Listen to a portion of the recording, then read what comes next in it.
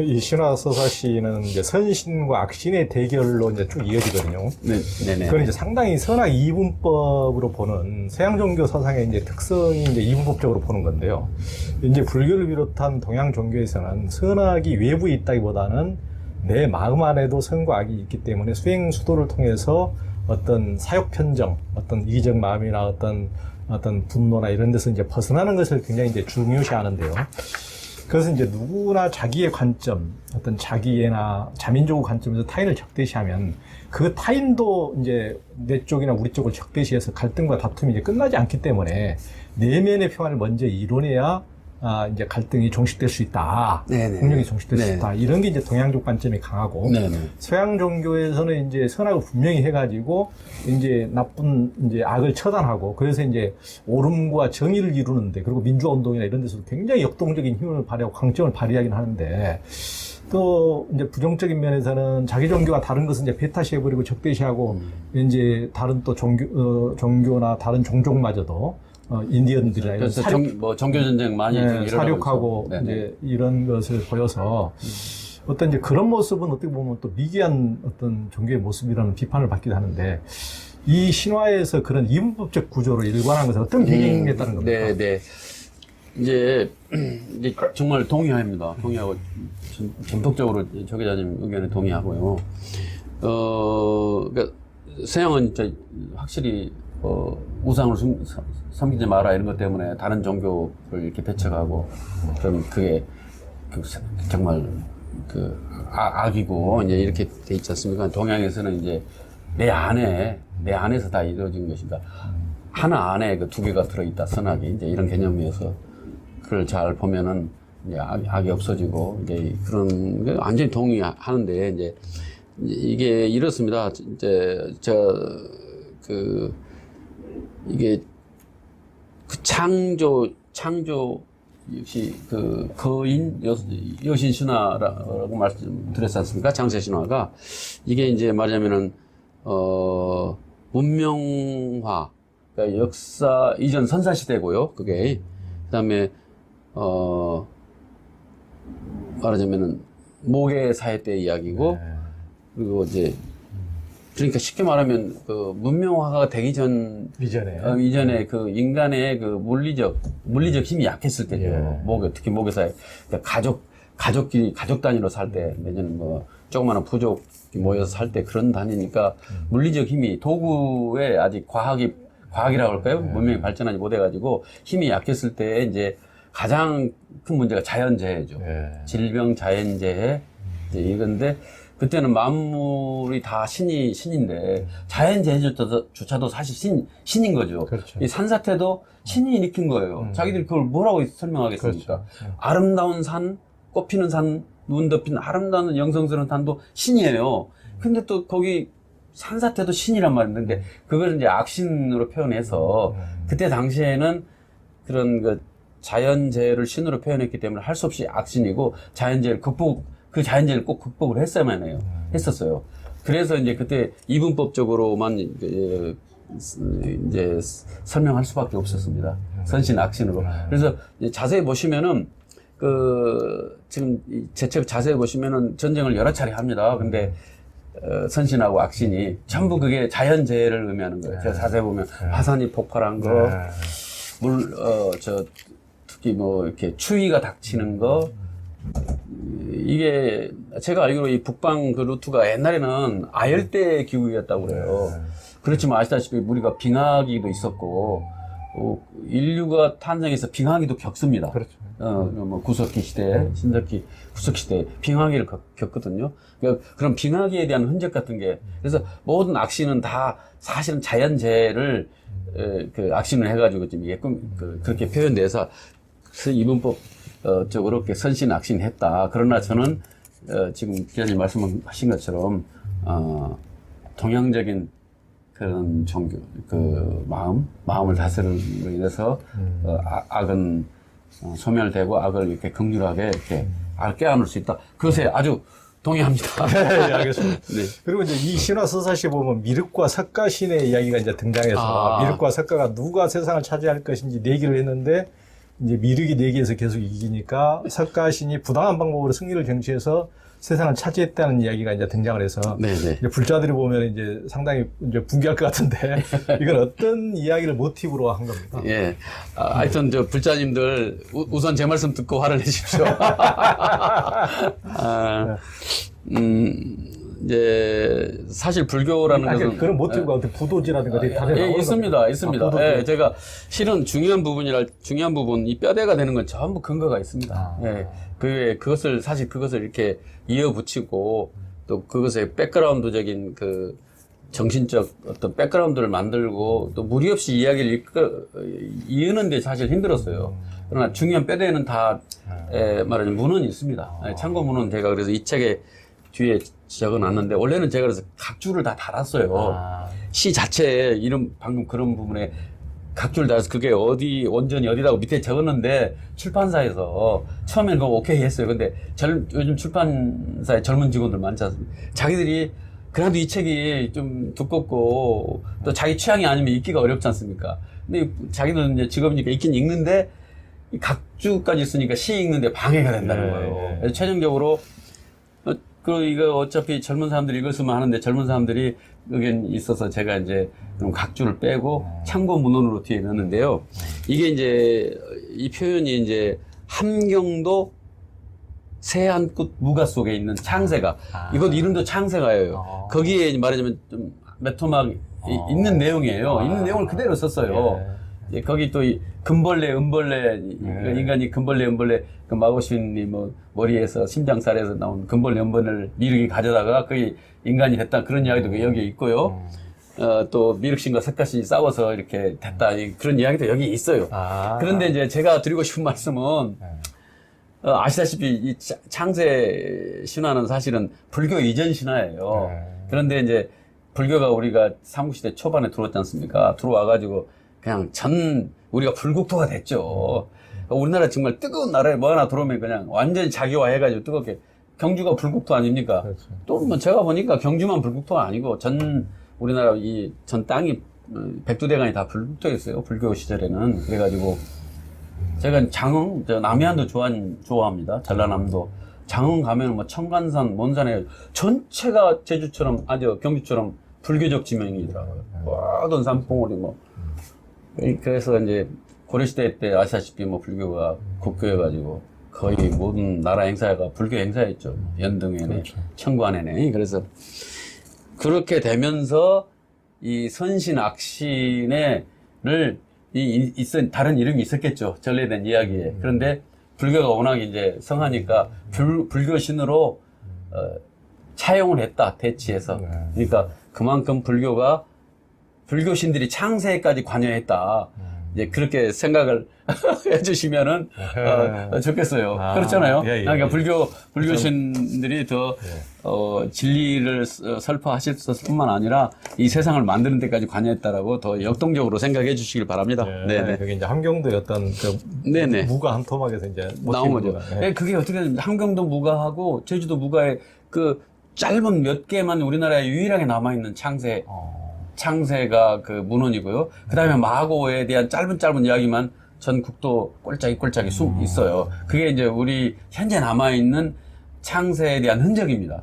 근데 그걸 제가 취합해서 그에 대한 창세 이야기를 썼는데 딱 두 토막 있는 그것을 뺄 수가 없었어요. 지금 이거 가지고 제가 다른 사람들한테 이야기 들었어요. 특히 이걸 기독교인들은 그러는데 불만이다. 사람을 하느님이 만들었는데 뭐 이상한 여자가 만들었다 하니까 불만인데 그 뿌득불 읽어보는데 왜 또 미륵석가가 나오냐. 사실 이거 종교책이 아니죠. 그냥 이야기이고 그렇죠. 예술 작품입니다. 그러니까 종교로 읽으시면 안 되고 이 안에 있는 자연과 인간을 서로 사랑하고 우리가 그 자연을 경외하면서 자연과 함께 이렇게 숭상하면서 자연에 삼가하면서 살았던 그 마음으로 그리고 그 생명을 귀중하게 중시했던 생명 탄생을 엄청 귀중하게 생각했죠. 그때는 생명이 귀했으니까. 그래서 생명 탄생을 귀하게 생각하고 그것을 막 하늘이 하는 일이라 생각하고 하면서 생명을 그렇게 잘 가꾸고 했던 그런 시절로 로 돌아가자. 꿈 같은 일이지만 그런 생각을 더욱더 우리가 잘해서 어떤 시스템을 만들어내자. 그게 이제 제 뜻이고 그런 것이 여기에 들어가 있는 겁니다. 그게 너무 종교적으로 해석을 안 해줬으면 고맙겠습니다. 네네. 그 나시님이 이제 신화 서사시는 상당히 이제 짓궂은 신의 모습, 회합적인 모습도 이제 많이 등장하는데요. 가령 마고신이 남자의 생식기를 만들면서 실수를 연발하기도 하고, 또 마고신이 배가 고파서 이제 산들을 막 무처럼 뽑아서 먹었던 이제 이가 아프고 배가 아파서 뱉어낸 게 태백산이나 백두산이 되었다고도 하고, 마고신의 땀과 오줌이 지상에 이제 시냇물과 강이 되었다고 하는데요. 이건 상상입니까? 어떤 신화의 근거가 있습니까? 아니, 이것도 그러니까, 말씀드렸는데 이게 다 근거가 있는 겁니다. 일단 그 문헌에 있는 걸, 제가 썼지 어떻게 뭐, 없는 걸, 전혀 없는 걸 쓰지는 않았어요. 이제 자세히 읽어보면 전혀 없는 것을 쓴 구절이 있지만 이런 건 정말 다 문헌에 있는 거고요. 이제 그 문헌을 이제 말씀드리자 보면은 그 남성 생식 이야기는 이제 만주에 구전된 이야기에서 이제 조상신의 이야기라는 그 구전된 이야기에 이제 그런 표현이 있고요. 그 다음에 마고전성은 그게 우리나라에도 있는 겁니다. 우리나라에. 마고전성 쪽에 뭐 제주도 쪽에 남아 있는 거고. 근데 거기에 이제 물론 제가 뭐 태백산 같은 거, 백두산, 태백산. 이게 점점 우리나라가 이렇게 원래는 대륙에서 살고 그랬었는데 점점 반도 내려면서 또 식민지를 거치고 이렇게 하면서 점점 협소해졌어요. 그렇죠. 우리 그 어떤 실제적 역사적인 해석도 그 강토 개념이랄까 우리 활동 범위를 축소시켜 왔고 내 마음도 축소시켜 온 건데 실은 사실은 그 동북아 대륙 평원 그렇죠. 거기가 이제 우리 주적이었습니다. 그래서 본고장이죠. 그렇죠. 예, 그래서 그리고 만주 대륙. 예, 사람들이 옛날 사람들은 제 생각인데 이게 이동을 할 때 이사를 하면 그 고향 이름을 가져온다고 생각해요.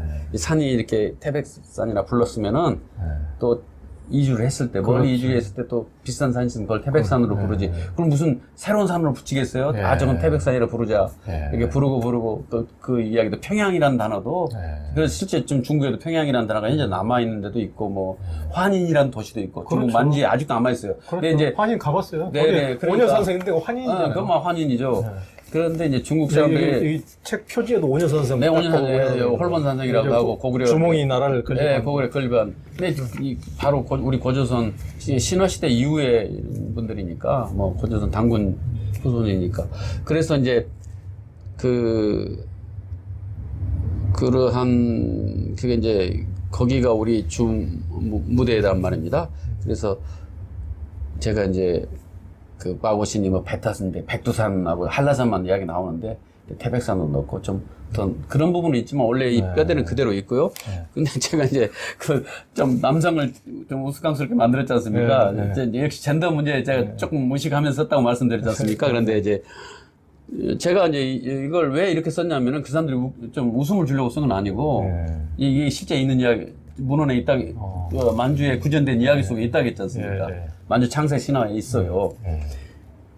이게 모계사의 신화이기 때문에 그렇습니다. 생각해보세요.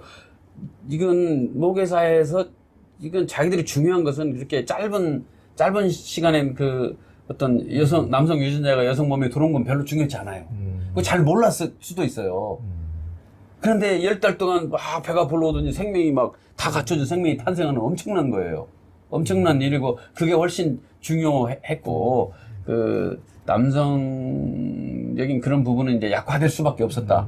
그리고 또 모계사이라는 것도 지금 생각해보면 또 우리가 지금 생각하면 그게 하나의 권력이 됐을 수도 있으니까 남자를 이렇게, 더 왜소화시킬 필요가 있었을지도 모르겠어요. 그래 이제 논리적으로 보면 그렇고, 아니면 뭐 요즘식으로 말하면 우리가 유머라고 생각할 수도 있지만 또 요즘 시대도 또 점점 제가 볼 때는 형태는 다르지만 옛날로 돌아가는 것 같아요. 남성이 그만큼 왜소화되고 여성 역할이 왜냐면 요즘에는 생명 탄생도 남성 역할 대신 과학이 하지 않습니까? 과학, 기계가 아시다시피 시험관하기도 있고 뭣도 있고 또 뭐 결혼 제도 아니면서 그냥 아이들 생명을 탄생시키고 있는 거 있지 않습니까? 먼 후일에는 진짜 생명 탄생이 꼭 남성 여성의 결합에 의해서가 아니라 남성도 아이를 낳고 과학이 동원돼가지고 그런 사회가 될 것 같기도 해서 이런 것이 이제 그런 의미가 좀 있는 것 같습니다. 그냥 재미없어요. 이 시에서는 이제 우리 민족의 시원인 황궁시죠. 네네. 후예들에 대해서 네네. 이제 깨끗한 것을 좋아하고 흰옷 입기를 즐거워했으며 이제 신과 조상들을 지극하게 모셨다. 자연을 사랑하고 산에도 강에도 바람에도 바위에도 신들이 사신다고 여겨 자연을 귀하게 받들었다. 춤과 노래를 항상 즐겁게 가까이 했고 세상 만물에 감사하는 마음을 본성으로 갖고 있었고 모든 사람들이 맑은 눈빛으로 하늘의 푸르름을 담고자 하였다. 하늘의 밝음을 숭상하면서 하늘의 밝은 빛을 담고자 하는 성품을 가져서 박달족 혹은 배달족이라고 불리우는 이런 시들을 보면 그야말로 천상세계를 그런 듯한 착각이 드는데요. 네네. 실제 일본인이 최근에 이제 한국인의 특성에 대해서 이제 쓴 책도 보면은 그 이제 한국인의 어떤 특성 중에 하나를 한국인의 순수성을 이제 꼽게 되는데 이 시에서도 굉장히 순수하게 그리던데 우리 어떤 한민족의 시원들이 나시님께서 이 시를 쓰면서 한민족의 시원을 신화적, 시적 상상 속에서 이제 느끼면서 한민족을 어떤 사람이라고 느끼시나요? 네네네. 이제 이 부분을 이렇게 좀 의미 있게 읽어주셔서 역시 마음에 들어요. 사랑해요. 좀 사랑합니다. 근데, 이제 이런 표현, 우리 그 민족이라 할까요? 우리 공동체에 대한 표현이 사실 근거가 있습니다. 네. 제가 쓴 게 거의 문헌에 있습니다. 어느 문헌에 있냐면은 이제 중국 쪽이 조금 문자 기록이 어떻게 보면 이제 정설로 알려진 걸로서 문자 기록이 우리보다 빠르지 않습니까? 그래서 그쪽의 사서에 여러 군데 적어도 서너 권 이상 뭐 오리지널 사서에 그 후에 뭐 명청 사서까지 하면 더 많겠습니다만은 사서에 이제 있습니다. 거기 이제 뭐 이제 우리가 옛날 우리 그 공동체가 여러 이름이 있어요. 뭐 지역에 따라서인데 애족, 맥족, 뭐 옥저, 음루, 부여, 또 뭐 마한 지난 변화 사만, 그다음에 고구려가 신라 백제제에서 거기까지 해서 그 부분에 대해서 이제 중국 사서에서 언급을 했는데 말씀한 것 같이 하늘을 숭상해요 우리는. 제천 의식이 강조돼 있어요. 그러니까 이쪽 우리 그 민족 공동체에서는 시도 때도 없이 좌우지간 하늘과 소통을 했어요. 숭상했고 흰옷을 입는다는 표현도 있고. 그 다음에 이제 거기 보면은, 깨끗한 것을 좋아한다는 표현이 있어요. 그 다음에 자연물을 굉장히 숭상한다. 그런 게, 그러니까 이제 신화에서는 애니미즘 그런 거겠죠. 그 다음에 역시 말씀드린 그 춤과 노래를 극히 좋아해서 그 제천 음식 후에 할 때 그냥 춤과 노래가 끊이지 않는다, 우리가. 그 다음에, 여기 또 중요한 표현이 있어요. 이건 지금 사실 다 그 중국, 그러니까 후한설할지 삼국지랄지 진설할지 이제 이게 중국 측 사서인데 거기에 다 있는 표현들이에요. 마을 사람들이 공동으로 뭘 해요. 그러니까 평소에 같이 공동으로 농사 짓습니다. 그러니까 그게 이제 두레라는 걸로 남아 있었던 거예요. 그런데 전쟁이 벌어지면 또 이 사람들이 각각 집에 다 무기가 있어가지고 그 사람들이 다 같이 병사가 돼요. 이게 그런 표현이 거기 있어요. 그렇게 하고 또 마을과 마을을 경계를 이루는데 자연물로 경계를 이룬다. 이제 그런 표현이 있어요. 그래서 이 마을에서 저 마을 가면은 그 마을을 대표하는 어떤 자연물, 그 신이 깃든 자연물이 있어갖고 그렇게 했던 것 같아요. 그러니까 실제 말하면 여기는 어떤 자연 신이 보호하는 마을인 거죠. 뭐 곰을 닮은 바위가 있으면 곰마을 그래갖고 곰신마을. 어? 저기는 뭐라고 할까요? 뭐 아무 마을은 아니면 뭐 호랑이 마을 이런 식으로 해가지고 자연물로 경계를 이뤘단 말이 있고 그리고 이제 특별한 게 무슨 질병에 의해서 누가 죽으면 꼭 그걸 불태워요. 그 집을 거기를 불태우고 마을이 이사를 한다 이런 표현도 있습니다. 그러니까 우리 민족이 조금 이 살아가는 모습이 중국 사람들이 보기에도 좀 유별났던 거예요. 그런 특질이 있습니다. 근데 제가 이제 이런 특질을 자연히 이렇게 좀 생각해 보니까 우리가 하늘을 숭상해서 그래요. 하늘의 특질이 맑고 깨끗하고 넓고 높고 변함없고 또 이렇게 만물을 길러요. 비 내리고 뭐 여러 가지 그 하늘의 특징 그리고 하늘이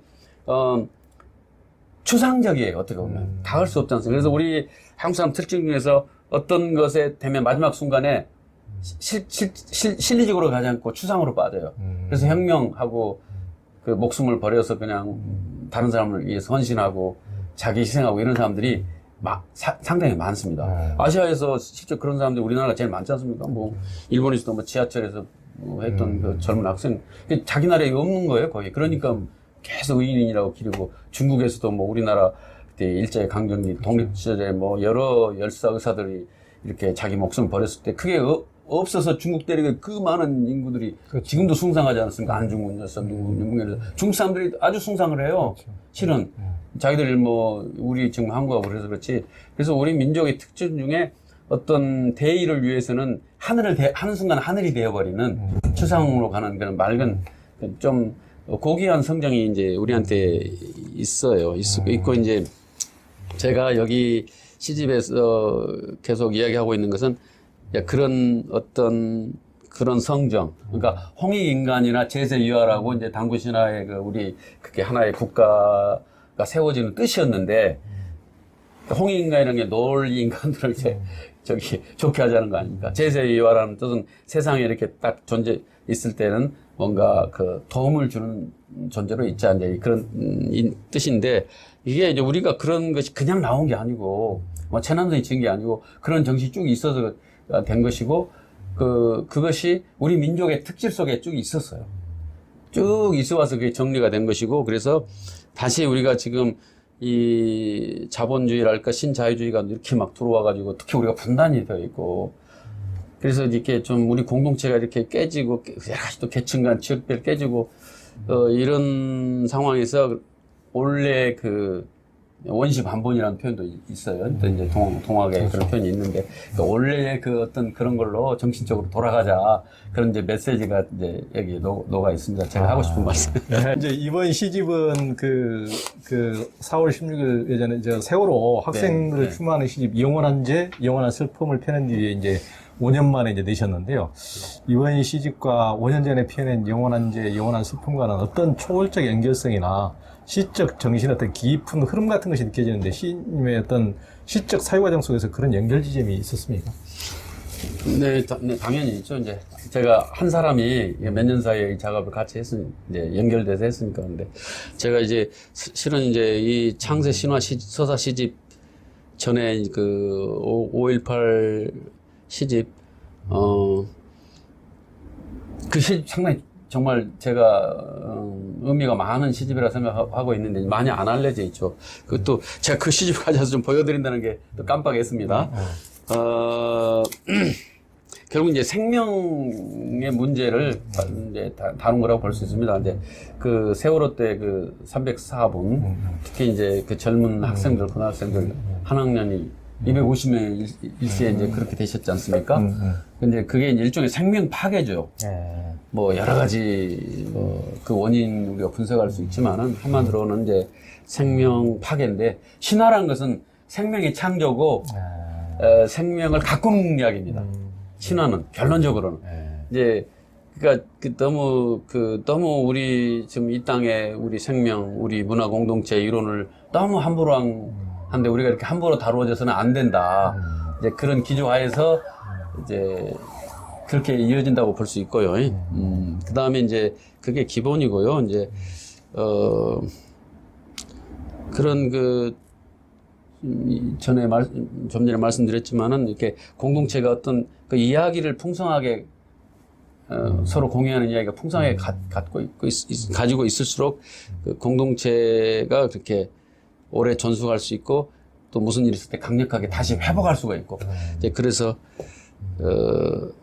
이제 이런 창세 신화 시집 또 신화를 우리 공동체가 가질 만한 이야기를 두텁게 해가지고 그 이야기 안에서 우리가 살았으면 하는 이제 바람이 있어요. 그래서 앞으로는 그런 생명이 그렇게 무참하게 되는 또 이렇게 스스로 개인 생명도 마찬가지고 이런 사회 공동체에서도 어떤 생명들이 무참히 희생되고 이런 일이 없이 서로 생명을 귀히 여기고 생명을 기뻐하고 이제 이렇게 되기를 바랍니다. 그래서 이제 지금에 와서 제가 이제 보면은 지금 현재 뭐 우리가 악이란 표현이 좀 맞지는 않지만 어려움을 주는 존재로서 이제 가난한 대부분의 사람들한테는 이제 거대한 자본이 저는 그렇다고 보고요. 자본이 너무나 자본이란 것은 어떤 사람을 말하는 게 아닙니다. 자본의 속성이 돈 자체가 이렇게 뭐 지남철처럼 막 돈을 버는 쪽으로 굴러가는 것이지 사람을 돕는 쪽으로 굴러가는 건 아니죠.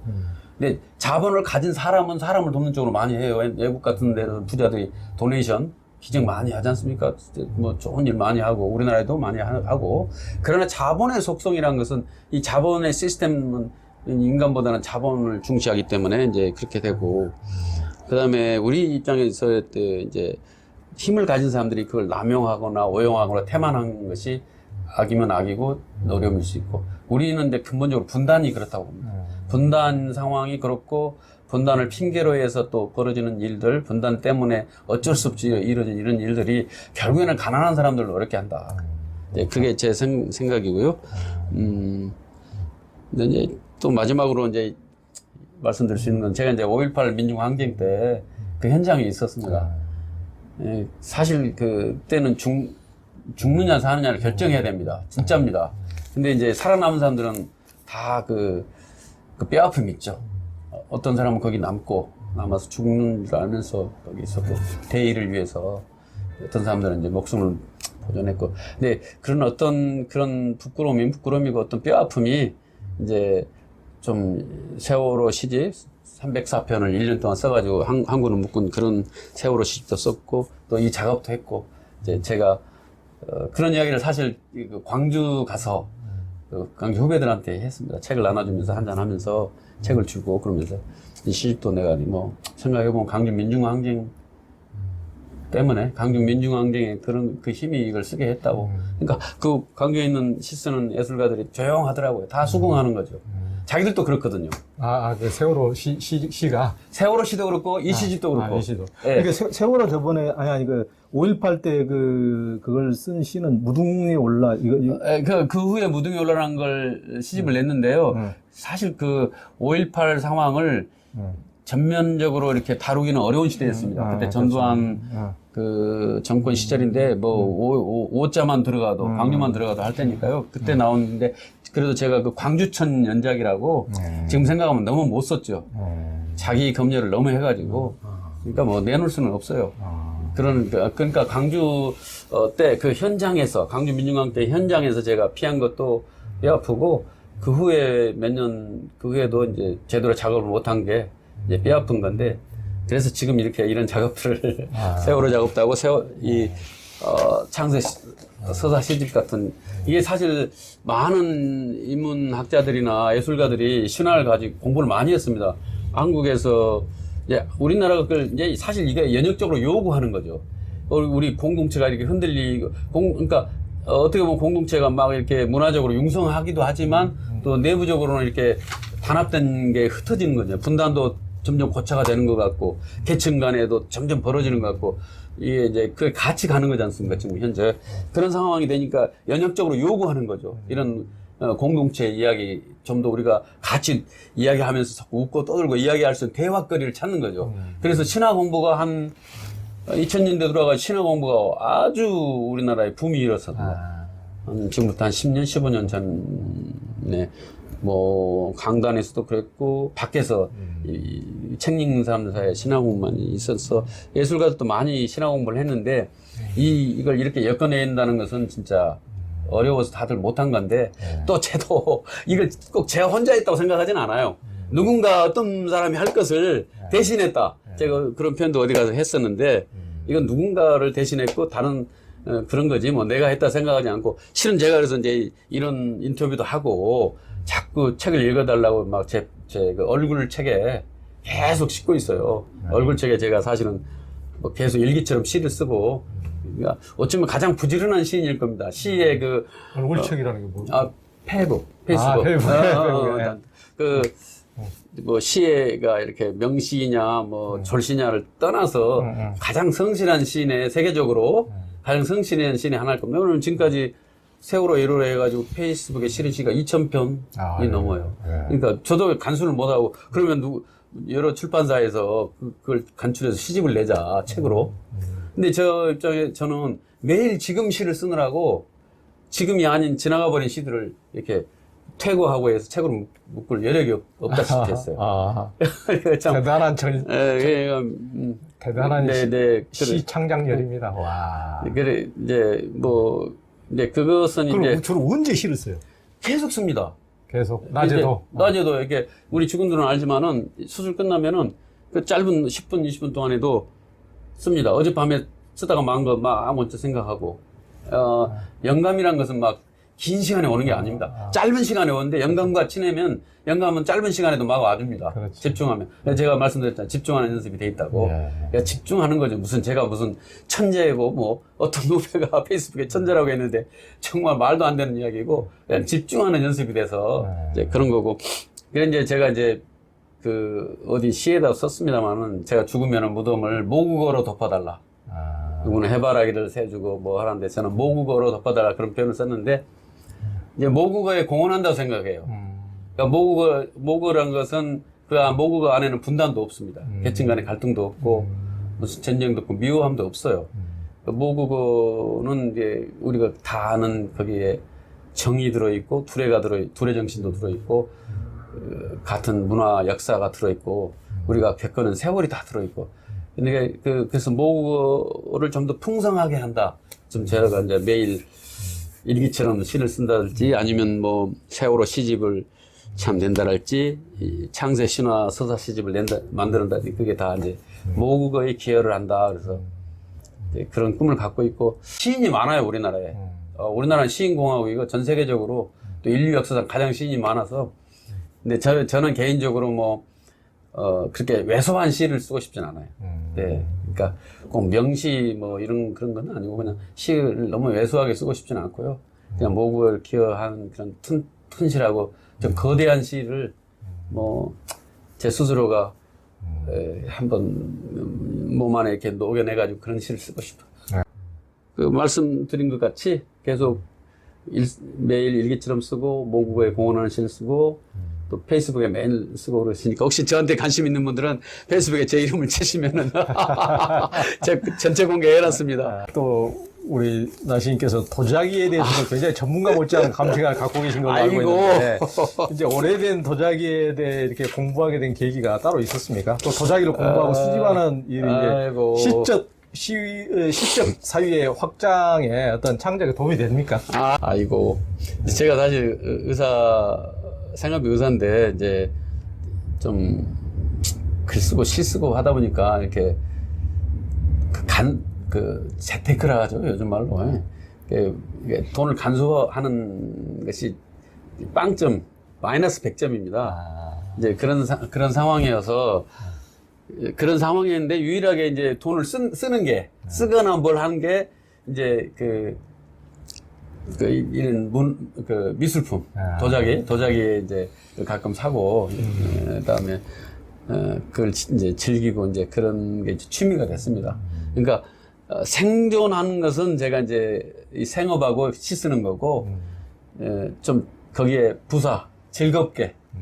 즐겁게가 여러 즐거움 중에 하나의 즐거움이 이제 취미로 도자기라고 하는데, 이제 도자기가 요즘 도자기는 아니고요. 요즘 도자기도 물론 제가 좋아하는 작가들, 그건 이제 귀하게 얻어가지고 제가 차를 마신다거나 뭐 할 때 계속 그렇게 사랑합니다.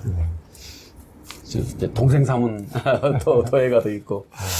그런데 옛 그릇에는 시간이 들어 있습니다. 그래서 제가 옛날에 읽은 외국의 어느 만화인지 단편 소설인지 뭐 아주 정확하지는 않지만은 이제 저 같은 사람이 있는데 이제 말하자면 골동 샵에 갑니다. 항아리가 있어요. 옛날 항아리가. 한 2000년, 3000년, 4000년, 5000년 된 항아리가 딱 있는데 너무 좋아서 이제 해저물 무렵까지 밤이 되도록 보고 있으니까 소리가 들립니다. 너 항아리 이렇게 좋니? 그러면서 너 그렇게 좋아하는구나. 그러면서 이 항아리 안에 들어오면 너 정말 더 좋다. 이 항아리 안에 들어와서 살래. 근데 들어와서 살면 너 밖에는 못 나간다. 그런데 그 사람이 그냥 항아리 안에 들어가가지고 그냥 밖에 안 나왔다는 그런 이야기가 있어요. 그런 것처럼 이제 어떤 시간을 정말 오래된 시간을 현재 느낄 수 있어요. 그러니까 한마디로 그 순간에 어떤 시간의 개념이 좀 없어지죠. 아. 경계를 넘어선다고 할까요? 그러니까 이제 예술이라는 것이 특히 시가 이렇게 시간과 공간의 개념을 없게 하는 게 그냥 시예요, 사실은. 아, 그렇죠. 거기에 이제 뭐 타자, 꽃도 있고 뭐 강물도 있지만은 뭐 옛날 강물이 지금 흘러요. 그게 시예요. 어렸을 때 어머니 자장가 소리가 들리던 강물이 흘러서 강물가에서 강가에 누워서 어머니 자장가 속 들었다면 옛날 소리, 옛날 강물이 지금 들려야지 그게 시거든요. 그러니까 그 시간과 공간이 이 허물어진 그런 상태, 그런 상태가 이제 예술인데 이제 그렇게 하는데 좀 맞는 취미다. 근데 이제 그렇게 말씀드릴 수가 있고, 그리고 이제 또 한 가지 이제 정말, 행운이죠. 이런 제가 지금 쓴 창세 신화 때 이제 신석기죠. 청동기 대개는. 뭐 구석기라고도 할 수 있겠지만 하여튼 구석기도 그 유물들이 이제 중국 대륙이 사실은 뭐 한 나라지만 어떻게 보면 여러 나라예요. 지금도. 근데 그쪽에 이렇게 북방 루트 쪽에 그런 유물이 많이 발견이 돼가지고 이제 학술적으로 연구됐지만 그런 것이 많이 이제 우리가 접할 수 있었어요. 지금도 우리가 한 30년 전에 중국 상황에서 그래가지고 뭐 저는 이제 또 도자기를 했기 때문에 뭐 그런 것까지는 뭐 제가 뭐 구입하고 이런 건 별로 없습니다만 석기가 있고요. 옥기 같은 것도 있고, 토기도 있고, 도기 같은 거. 이를테면은, 그리고 이제 학술적으로 발굴된 게 바레만 위에서, 홍산 문화라고도 그렇죠. 하는데, 이제 여신상이 발견됐어요. 그렇죠. 한 몇 구 발견됐어요. 가장 유명한 게 우량하라고 하는데, 거기 여신상하고 여신 얼굴인데, 그건 이제 중국 사람들이 주장하기를 자기들 역사상 최초의 여신상이다 그래요. 자기들 역사라고 그러는데, 사실 이 북방의 지금 문물이나 이 문화는 중원의 문화, 중국산 본류가 지금 이렇게 품이 안기는 버거워요. 그렇죠. 홍산문화는 많이 다르다고 그러죠. 우리 지금 문화의 원주라고 많이 그러죠. 솔직히 뭐 이게 여기 유튜브에 나와도 될지 모르겠는데, 중국의 신화 있잖아요. 버키여와 뭐 반고도 그렇죠. 반고도 너무 짧으니까. 그 다음에 뭐 서왕, 뭐 사망오제가 하고 이런, 지금 창세, 거인 여신 신화는 결이 달라요. 그러니까 이분들이 지금 동북공정에서 다 했지만은 이 신화 자체는 그냥 소수민족의 신화로 이렇게 치는 거지. 그걸 자기들 본류화해서 자기들 신화로 하기에는 기존 신화하고 너무나 좀 상충되고 안 맞아요. 시대도 안 맞고. 그래가지고 그럼 이렇게 지금 이 위대한 신화가 어디 대륙 골짜기에서 그냥 이렇게 이걸 구현한 사람이 한 사람인가 밖에 없었어요. 이 사람 죽었으면 끝났었어요. 이제 두 사람 정도 남았다고 그랬는데, 이거 제대로 아는 사람이 한 사람이었기 때문에, 이게 지금, 1900년대 말에 체록이 된 거거든요. 20년 조금밖에 안 됐어요. 이제 중국 학자가 체록한 걸 한국말로 번역된 게 이제 2000년대 초반에 우리나라에 들어왔는데, 이종주 교수라고, 전북대 교수가 그 작업을 하신 건데. 그게 그래가지고 이제 국문학 하시는 사람들 사이에 알려진, 거기에서 제가 복사본을 가지고 처음 접해갖고 이걸 쓰게 된 겁니다. 근데 그 후에 또 책으로 내셨어요. 이종규 교수가. 다른 이름으로. 왜 우리 신화인가라는 책으로 단행본으로 내셨는데, 저하고 대동소이한 생각이 있으세요. 근데 학자들은 이런 작업을 못하죠. 그러나 이제 저는 예술가니까 이게 예술이라고 선언을 했고요. 이거 학문이 아닙니다. 신화학, 이런 학문도 아니고 종교도 아니고 그냥 예술이고 우리나라 문화를 풍성하게 하는, 모국어를 풍성하게 하는 작업이고, 그래서 그러한 우리 선조들이 살았던 선조의 상도 있고, 여신상도 있고, 또 그분들이 수레 같은 것도 만들었대요. 청동기 때문에 수레를 만든 수레 자국도 있고, 그분들이 제천의식에 썼을 법한 여러 가지 옥기랄지 이런 것들이 실물을 접할 수 있었죠. 제가 옛것을 사랑하고 옛것을 이렇게 좋아하고 들여다보는 그런 취미가 없었으면 진짜 이것도 너무 동떨어진 분야라 일반 사람들은 못 접하는데, 그래서 저는 이렇게 이 창세 신화를 쓰면서 너무나 이것이 우리 신화로서 맞다. 솔직히 말씀드리면 개연성 넘어서서 이건 맞는 거다. 뭐 디테일한 건 안 맞을 수 있겠죠. 그러나 이 대강의 스토리는 맞다고 생각해요. 왜냐면 우리한테 남아있는 마고 전승, 마고 이야기도 그렇고, 북방에 온전히 남아있는 우리가 민족이 살았던 그 터전에 남아있는 온전한 이야기도 그렇고, 유물이, 과학적인, 고고학적 유물이 또 그렇고, 또 여러 가지 역사적 사실 표현, 중국 사서에 나와 있는 우리 민족을 표현하는 거. 그러니까 옛날부터 우리 민족은 주변 민족들한테 감탄을 준 리더 그룹이었을 가능성이 있어요. 그 영향을 미치는 그룹이었을 가능성이 있는데, 그래서 홍익인간 태세이와 이런 것이 이제 단군 신화에서 묘사될 수 있었다. 이제 제가 그렇게 생각합니다. 네. 우선 오늘 우리 그 나이철 시인 뵙고 물방울에서 신시까지 이제 아침 이제 서비스 나라 이 신화 서사시 아주 우리 민족의 어떤 그 신화 어떤 그 시원까지 거슬러 올라가서 굉장히 기념비적인 이런 작업을 해놓으셔서 이걸 아주 뭐 읽는 맛도 있고 굉장히 어떤 우리의 어떤 신화적 상상력을 통해서 우리의 원형, 우리 어떤 정신과 삶의 원형을 찾아가는, 문화의 원형을 찾아가는 작업이니까 한번들 같이 한번 읽어보시고 했으면 좋겠습니다.